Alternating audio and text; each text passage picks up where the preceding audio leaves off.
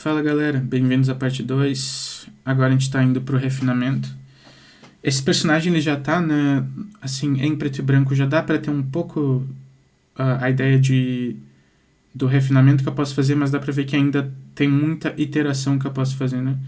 Essa palavra iteração, sem N, né, não é interação, é iteração, é um dos princípios de design e é uma das coisas mais importantes no processo de concept art e no portfólio de concept artists, né?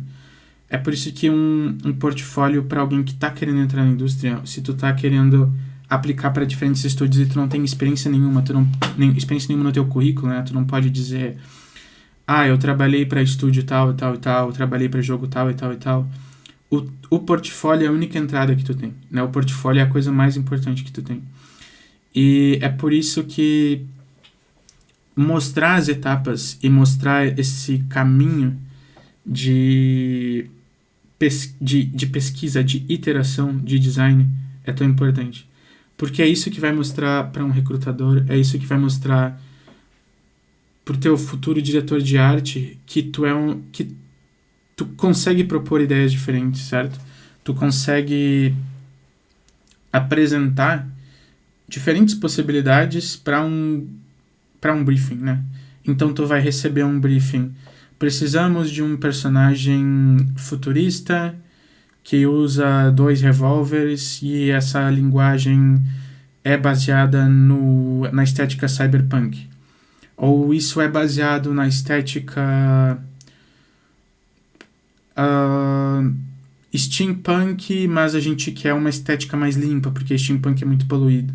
Então, muitas vezes esses briefings são abstratos, né? E aí tu vai fazer um desenho e vai gastar um tempão em um desenho só, e só vai ter aquela opção, né? Como é que o teu diretor de arte ele vai poder opinar, como é que os produtores ou outros artistas vão poder opinar e te dar feedback.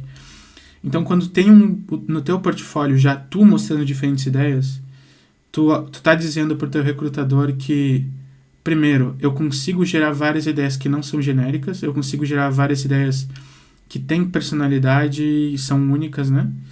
E eu também consigo ter o desapego, né? Porque se tu faz uma ideia só e tu termina ela e tu só tá sempre fazendo uma ideia e refinando, tu deixou provavelmente muitas ideias legais em potencial, tu nem tentou, né? E segundo, talvez tu tenha um apego tão grande com as coisas que tu faz que tu não sabe aceitar feedbacks, né? Ou às vezes o teu processo ele é tão baseado ele é tão lento e tão baseado em refinar uma coisa só, que se tu recebe um feedback, tu não sabe como alterar aquilo, tu não sabe como modificar aquilo, né? E isso acontece, aconteceu muito comigo na época que eu tava começando, né? Ali por 2015, 2016, eu já tava pegando alguns freelancers de ilustração para capa de livro no Brasil. E eu tinha essa dificuldade, né? Por ser um ilustrador, eu não tava tão ligado nesses processos de concept art. E, nossa, quando eu tinha algum feedback, assim, modifica o ângulo da cabeça ou modifica a iluminação, meu cérebro fritava, né? Eu não tinha experiência necessária e eu não estava acostumado a propor essas diferentes ideias, propor diferentes poses, propor tanta coisa diferente, assim. E se eu tivesse entrado num estúdio de jogos naquela época, teria sido um sofrimento, né? Eu não entrei justamente porque o meu portfólio não mostrava essas coisas, né? No momento que eu comecei a mostrar essas coisas no portfólio, foi quando eu comecei a mudar meu portfólio para projetos de concept ali em 2018. Eu comecei a pegar mais freelancers de concept e eu entrei depois num estúdio de jogos, onde eu fui construir mais experiência e entender cada vez mais da importância de direção de arte, né? Desses feedbacks e toda essa conversa que tem entre artistas 3D, animadores, tech artists, environment artists, com o artista de concept em si, né? Porque uma coisa muito importante que eu acho que muita gente ignora, que o artista de concept ele não é só um artista, né? Ele não está só fazendo uma imagem ou um concept bonito, embora isso seja, assim, parte do nosso trabalho. Mas a gente está fazendo um papel de designer, né? A gente, às vezes, é mais designer do que artista. E como designer, o feedback de toda a tua equipe ou o feedback de usuários do teu produto, ele é absurdamente importante, certo? Então, vamos supor que tu tá fazendo um personagem e aí um animador te deu um feedback assim, pô, isso aí tá incrível, mas essa animação não vai funcionar, né? Ou isso vai ser absurdamente caro de animar, vai ser muito difícil de animar. O nosso estúdio não tem tempo e dinheiro para fazer essa animação desse tecido, ou desse cabelo, ou dessa arma incrível que tu criou. Tu vai ter que pegar e modificar aquilo, vai ter que simplificar aquela funcionalidade, ou simplificar a quantidade de detalhes, né? Tá certo que para isso que projetos pessoais servem, né? Para isso que projetos pessoais são tão legais de fazer. Eu faço projetos pessoais até hoje porque é onde eu posso enlouquecer. Eu sou o deus daquele universo, né? Eu me dou os meus próprios feedbacks. Eu sou meu diretor de arte e eu não tenho uma limitação de budget ou uma limitação de funcionalidade, de escopo de design. Então eu tenho essa liberdade criativa de, agora eu vou botar minhas próprias ideias e fazer o que eu quero, né? Mas em um projeto ali, tu tá conversando e tu tá tendo esse feedback, né? Tu tá tendo essas limitações de produção. Então, tu vai fazer essa águia, por exemplo, que tem 4 asas. Daqui a pouco isso é algo que alguém vai falar assim... A gente vai ter que fazer um rig muito específico. Não é o caso, né? Isso seria uma coisa que... Na maioria dos estúdios AAA, eles vão conseguir animar tranquilo. Mas vamos supor que, por algum motivo... o teu animador fala assim, isso aí é muito legal, essa águia a gente não vai ter escopo, tem como fazer um redesign dela, tem como modificar alguma coisa pra gente pegar algum rig pronto de uma águia normal e só colocar. O próprio detalhe, né, a quantidade de detalhe que eu botei nele, assim, esse monte de tecidos e overlaps de sobreposição da roupa pra dar interesse visual, né, pra deixar ele muito interessante da gente olhar. Talvez pode ser algo que teria uma limitação ou teria algum corte durante a produção, ou não, né, ou se tu tem um estúdio que tá realmente querendo investir nesse personagem principal e vai ter 6 meses para fazer um rig, para fazer essas simulações de tecido, etc. Tu tá indo bem e vai ser aprovado o teu design. Mas é importante ter consciência disso, né? É importante ter a consciência que o design ele é um trabalho em equipe e tu tá sujeito a limitações, a escopos, a direção de arte e tudo isso. Depois que eu finalizei meu preto e branco, eu tô feliz ali com basicamente assim, essa parte geral. Eu criei um layer de overlay, o layer de sobrepor, e eu tô tudo no mesmo layer colocando essas cores, né, testando essas cores. Eu tava olhando as pinturas ali do orientalismo, né, aquelas pinturas de muçulmanos, islâmicos, vendo todos os adornos. Eles usam bastante cores quentes. Eu tentei fugir um pouco disso, assim, até para ter um pouco mais de contraste com a pele dele mais escura. Então eu peguei esses tons mais verdes e azulados. Também porque eu queria ter esse contraste pro amarelo, né? Se eu tivesse colocado muitas cores quentes, se eu tivesse colocado um laranja muito forte na roupa dele, o amarelo do olho, o amarelo desses adornos ali não chamariam tanto a atenção. E também eu acho legal essa ideia do verde como contraste e como uma metáfora também dos animais, né? Parece que ele tá mais conectado com a natureza ali. E ele comanda esses animais, ele tem essa amizade com esses animais. De novo, o rosto é uma parte muito importante do acting, né? De transmitir quem esse personagem é, o que ele tá sentindo, as coisas que ele passou. Eu coloquei bastante textura na pele dele para mostrar esse ressecamento, assim, do deserto. Mostrar que é um personagem que tá sofrido, assim, né? Ele já passou por diferentes batalhas, ele é um lutador experiente, e também ele tá nesse sol ali, rachando. Então ele tá mal. Tá mal, mas ainda tem um poder, né? O rosto dele ainda mostra essa determinação e tal. Então ele ainda é um cara forte, só que sofrido, assim. A maior parte aí eu ainda tô usando o brush redondo com opacidade. Eu acho que, de novo, né, tu simplificar as ferramentas que tu tá usando, achar uma ferramenta que é confortável para ti, é o que mais importa, sabe? Seja um brush quadrado, tanto faz. O que vai te salvar mais tempo. E parte disso é fazer, né? Eu acho que muita gente... Eu recebo muita pergunta disso, assim... qual a melhor dica para melhorar? Muitas pessoas perguntam para outros artistas, né? Até o meme, que brush tu usa e tal. E, sinceramente, tu produzir, sabe? Tu parar de tentar achar a fórmula perfeita, tu parar de tentar achar a receita perfeita e tu produzir, tu passar por a experiência de fazer projetos ao longo do tempo, isso é a melhor forma de evoluir e de tu encontrar as ferramentas que tu gosta, certo? Então, sim, baixa alguns pacotes de brush, dá pra ver na minha esquerda ali que eu tenho vários brushes diferentes, né? Mas no fim o que eu uso são os mais básicos e algum brush de textura ou outro quando eu quero refinar alguma coisa, né? E isso eu peguei produzindo, certo? Fazendo projetos pessoais, projetos para clientes, projetos para estúdio e vendo o que funcionava de melhor para mim, né? E esse tipo de coisa é o tipo de coisa assim que tu pode assistir 200 vídeos, 300 vídeos ou pegar 300 dicas diferentes, cada artista vai te falar o jeito dele de fazer as coisas e então não tem como fazer o download daquilo pro teu cérebro, né? Assistir timelapses assim, assistir tutoriais e tal ajuda, com certeza, dá uma motivação para te testar, né? Dá aquele fogo, nossa, preciso fazer um projeto legal assim, eu preciso passar por essa experiência de milhagem, de produzir muito para evoluir. Então isso é importante, né? É importante ter essa motivação, mas é importante ter em mente assim, pô, só ficar assistindo não vai fazer tu evoluir, né? Tu tem que passar por projetos.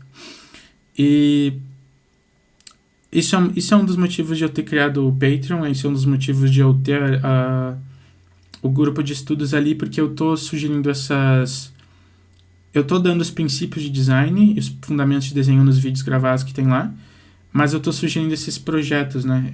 Essa coisa de produzir projetos e gastar tempo, certo? Tu pode pegar 500 mil feedbacks numa pintura, pô, o que isso vai te ajudar, né?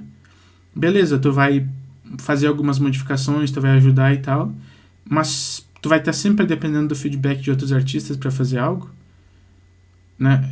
Tu ter a autonomia de criar os teus projetos, pegar tuas referências, tu parar, olhar para o teu design, analisar, pô, o que tá faltando? O que eu posso melhorar para o próximo projeto?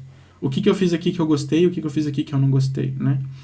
Por exemplo, esse projeto, tanto esse quanto o Anubis que eu fiz, eu percebi que meu ponto fraco tá sendo um pouco do meu gestual, assim, um pouco das poses que eu tô escolhendo, né? O concept art em si, ele requer algumas poses um pouco mais padrões, então tu não vai ter uma pose tão dinâmica quanto uma splash art, justamente porque tu quer mostrar o design do personagem. Mas eu acho que eu não preciso ser tão padrão nas poses, assim, eu ainda posso exagerar um pouco mais a pose para ter mais personalidade, né? E isso é uma coisa que eu acabei explorando no gestual ali, na etapa de gestual. Eu tive algumas poses legais e no fim eu acabei sendo um pouco inseguro e fui para essa pose um pouquinho mais... Assim, não é uma pose padrão, né? Mas eu mostro... Eu acho que eu poderia ter mostrado mais da personalidade dele ou feito uma pose um pouco mais dinâmica do que essa aí que eu escolhi. Eu gostei no final de como ficou, mas é sempre aquela lição que a gente pega para os próximos, né? Para a próxima peça. Refinando agora cada vez coisas mais pequenas, né? Cada vez detalhes pequenos. É muito importante a ideia do big, medium, small, né? Grande, médio, pequeno. Essa ideia, ela é um princípio de design que ela diz que quando tu tem variedades de formas grandes, médias e pequenas, o teu design ele fica mais interessante de ver. Ele tem um apelo visual maior. E isso é algo que a gente aprofunda bastante na série de princípios de design, lá do Patreon, mas... O Big, Medium, Small, ele também fala sobre processo de resolver as coisas, né? Tu sempre quer resolver primeiro as formas grandes, depois as formas médias e depois as formas pequenas. E tu só parte para as formas pequenas quando o teu grande e médio estão bem resolvidos, certo? E é nesse estágio que eu tô agora, assim. Então, a minha pose tá resolvida, a minha silhueta geral tá resolvida. As partes médias já foram mais ou menos resolvidas ali. E agora eu tô justamente indo para esses detalhes, assim, tipo... como que eu posso melhorar, apresentar um pouco melhor essas dobras de roupa? Talvez ter um pouco mais de variedade de cor. Algumas texturas diferentes, né? Um pouco mais dessas sombras de oclusão que mostram o contato das coisas e tudo. Esse vídeo ele tá acelerado em 6 vezes, essa parte do render. Porque o render justamente ele é a parte que leva mais tempo, né? E se tu, nossa, tá muito rápido, algo assim, né? Ou precisa ser tão rápido pra ter um trabalho de concept, não se apega a esse tipo de coisa. Tipo, primeiro que eu não me considero rápido, mas eu já fui muito mais lento antes. E é importante ser lento no começo. É importante tu praticar de uma maneira lenta, sabe? Se tu gastar 2 meses pra fazer um personagem... Mas se foi um personagem que tu deu o teu melhor e tu aprendeu, isso tá perfeito, sabe? Isso tá ótimo. Porque a maioria das pessoas também não tem paciência, não desenvolve essa habilidade de gastar muitas horas em um projeto. Faz só projetos muito rápidos, projetos muito largadões. E não força, né? Tipo, não força essa habilidade de, pô, eu vou realmente tentar fazer o melhor que eu consigo ali. E então, só pra gente rever aqui, parte final e as explorações, certo? Explorações aqui, preto e branco. Estágio, os dois que eu mais gostei foram esses aqui. Então, um estágio assim já mostra um pouco da separação de valor, já mostra a silhueta bem. Se eu mostrar isso aqui pro meu diretor, produtor, outros artistas, eles vão conseguir dar feedback. Os próprios gestuais, né? Já dá pra ter um pouquinho da ideia ali de como que vai ser quando terminar. E dá pra ver as coisas que eu mudei, né? Então, por exemplo, a primeira águia aqui eu tinha feito um creature design mais diferentão. Achei que tava distraindo demais, eu deixei ela mais normal depois. A cabeça do lobo, dá pra ver pela composição, né? O gestual que eu tinha aqui. A cabeça do lobo tava olhando pra cá. Isso foi um feedback até que o Gabi Meirelles me deu. Pô, vira a cabeça do lobo olhando pra ele, porque tu vai fazer uma composição mais circular, vai ficar mais legal. Então, mudei a cabeça do lobo olhando pra fazer essa curva. E essa espada, esse machado aqui, que era algo que eu tinha pego lá no Museu Britânico, tava ficando muito poluído, né? Muita informação na silhueta, passando na frente da perna dele. Então eu pensei, pô, vou tirar isso, vou jogar pro lado, eu libero a silhueta da perna, fica tudo mais claro de ler. E eu acabei simplificando a arma também para não deixar informação demais, né? Pra gente poder ler o lobo atrás. E aí aqui a águia, a ideia das 4 asas. E pro final eu acabei modificando ela, né? Eu pensei, pô, aquele ângulo tava todo muito igual. Não tava tendo essa sensação assim do voo curvado da águia passando. Então mudei ali a perspectiva para ficar mais interessante. E o design do lobo aqui tava super toscão, né? Super rápido só para ter ideia. Aqui eu já peguei as referências ali que vocês viram. Modelei melhor. Mudei aqui a ideia do machado também. E dá pra ver que a minha pintura, né? Se a gente der o zoom... Pô, as texturas estão... Se tu olha de longe, tá assim... Dá a impressão de que tá bem refinado. Mas é super rápido, sabe? Não é aquele render... Não é o render do Dave Raposa, né? Tipo, não é não é esse render absurdo, assim, ó, do Dave Raposa ou do Rongiar, que tu dá zoom e tá tudo perfeito, né? Então, eu ainda assim fui rápido, eu fui eficiente nas minhas pinceladas, justamente para eu ter uma deadline. Eu tava trabalhando só nos fins de semana nesse projeto, só sábado e domingo, e eu levei 1 mês para fazer, né? Então, se fosse contar 4 semanas trabalhando só sábado e domingo, em torno de ali 8 dias, né, de trabalho. E claro que também não foi o dia inteiro, assim, né, não tem que trabalhar o dia inteiro, tem outras coisas para fazer, arrumar a casa, etc, cozinhar, então... Mas se a gente contar assim 5, 6 horas por dia, vezes 4, vamos chutar que foram 30 horas, né, chutando mais alto, assim, umas 40 horas de trabalho, contando com referências, com exploração, em pensar no projeto, pegar feedbacks e coisas assim. De novo, não usem o tempo como uma pressão, usem no começo, usem o tempo de uma maneira livre, né, para explorar e para aprendizado. O aprendizado é o mais importante quando está fazendo um projeto pessoal, certo? E no portfólio de vocês, mostrem as explorações. A exploração é a função do artista de concept, não? A grande função do artista de concept é a exploração e propor ideias diferentes. Então, se tu tá postando só o teu resultado final no teu portfólio, tu tá deixando de mostrar para o teu diretor de arte, para o teu recrutador, que tu consegue propor essas ideias diferentes, né? É isso. Deixem nos comentários aí outros vídeos, outras coisas que vocês gostariam de ver. O próximo vídeo já está programado, eu fiz a gravação dessa outra pintura aqui, do concurso de Londres. E deem uma olhada no Patreon, os vídeos de fundamentos de design, fundamentos de desenho. Mandem perguntas e até mais. Boa sorte no estudo de vocês. Tchau, tchau.